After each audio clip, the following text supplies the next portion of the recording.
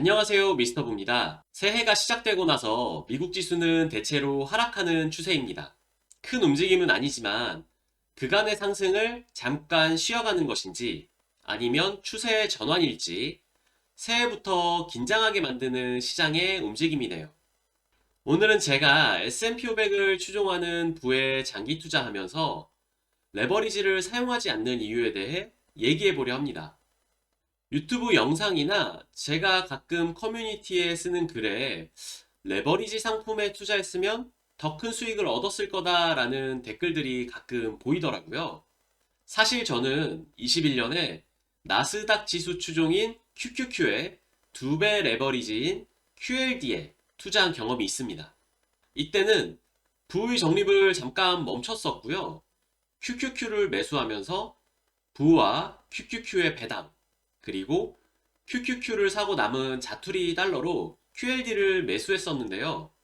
이때 QLD를 매수했던 가장 큰 이유는 바로 포모에 졌기 때문입니다. 네, 졌어요. 포모에 졌어. 그런데 지금은 레버리지 상품에 일절 투자하지 않고 있어요. 저에게 어떤 심경의 변화가 있었길래, 어떤 이유로 레버리지 상품에 투자하지 않게 됐을까요? 제가 레버리지를 일으키거나 레버리지 상품에 투자하지 않는 것은 크게 세 가지 이유가 있어서입니다. 첫 번째는 레버리지는 유지 비용이 많이 발생하기 때문입니다. 기본적으로 비싼 수수료도 있고 보이지 않는 금융 비용도 발생을 하죠.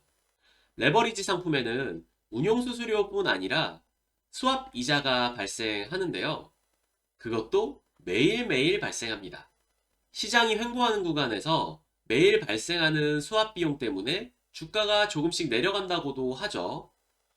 ETF 특성상 운용 수수료가 아예 없을 수는 없어요.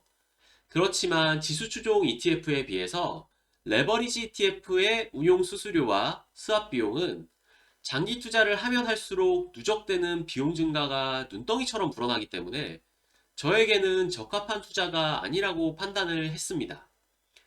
비용이 참 부담이다.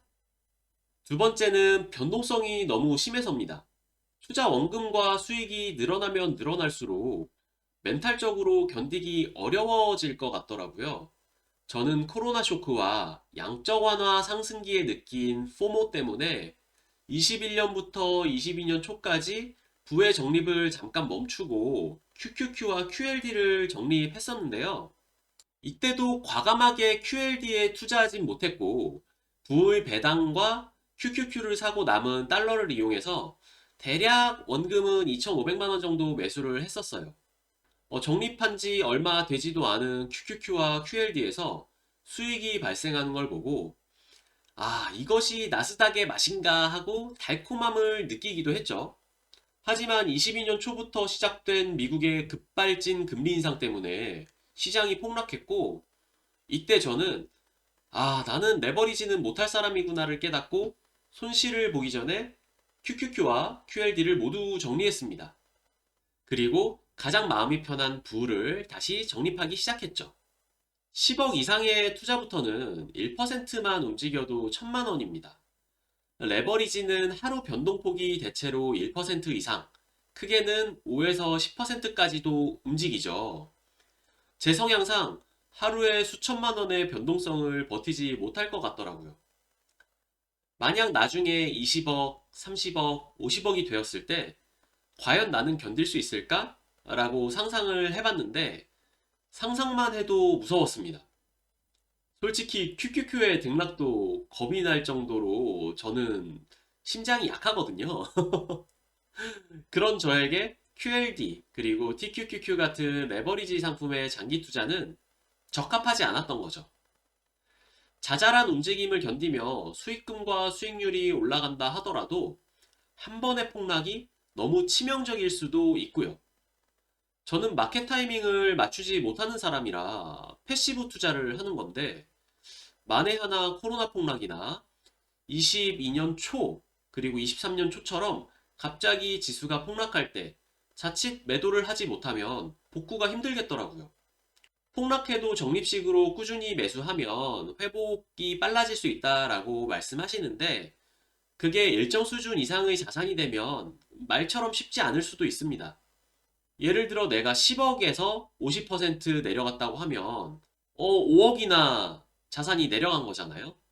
그런데 내가 매월 적립할 수 있는 금액이 뭐 1000만 원, 2000만 원이 아니라 100만 원, 200만 원이라면 그 금액으로는 평단을 낮추기도 어렵고 큰 효과를 보기가 어려워요. 그저 회복되길 기다릴 수밖에 없는 상황이 되죠. 이거를 10억, 20억, 50억 이렇게 넓혀서 생각해보면 정말 아찔합니다. 저는 아직 그렇게 규모가 큰 투자자가 아님에도 불구하고 상상만으로도 겁이 나더라고요.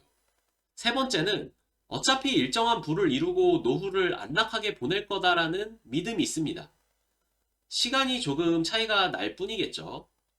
그렇지만 미래의 내 노후는 지금보다 더 나아질 거라는 생각 때문에 굳이 스트레스 받지 말고 지금처럼 나에게 맞는 투자 습관을 유지해 가는데 집중하기로 한 거죠. 연단위 장기 투자를 해보신 분들은 다들 공감하실 텐데요. 투자 기간을 길게 5년, 10년, 15년 이렇게 유지하는 것이 생각보다 쉽지 않습니다. 꽤 큰 인내력, 멘탈 관리, 그리고 포모와 유혹을 이겨내야 하기 때문에 이를 유지하는 것만으로도 내 집중력의 대부분을 사용해야 합니다. 그런데 레버리지 상품에 투자를 한다? 아마 잘 유지하고 있는 부적립식 장기 투자도 흔들릴 수 있을 것 같아요. 조금 빨리 가려다가 오히려 더 늦어질 수 있지 않을까라는 생각 때문에 저는 섣불리 레버리지 상품에 투자를 못하겠더라고요. 지금의 속도에 만족하고 멈추지 않고 가는 것을 택했습니다. 제가 레버리지 상품에 투자를 하지 않는 이유를 간단히 요약해보면 첫 번째, 레버리지 상품의 높은 유지비용. 두 번째, 높은 변동성을 이겨내지 못하는 쫄보. 세 번째, 조금 늦더라도 어차피 부자가 될 거라는 믿음. 이렇게 볼 수 있겠네요. 저는 레버리지 상품에 직접 잠시나마 투자를 해봤고, 나에게 맞는 투자법은 아니다라고 생각을 해서 투자를 하지 않지만, 누군가는 레버리지를 잘 활용해서 기대 수익률을 더 끌어올릴 수 있을 겁니다.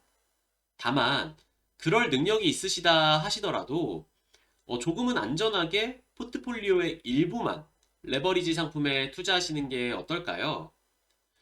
과속은 목적지에 빨리 도달할 수도 있지만 돌발 상황의 대처가 쉽지가 않고 혹여 사고가 났을 때 굉장히 큰 피해를 입을 수 있으니까요. 제한 속도로 달려도 충분히 목적지에 도달할 수 있다는 사실을 잊지 마시기 바랍니다. 오늘도 영상 봐주셔서 감사하고 다음 영상에서 만나요. 안녕!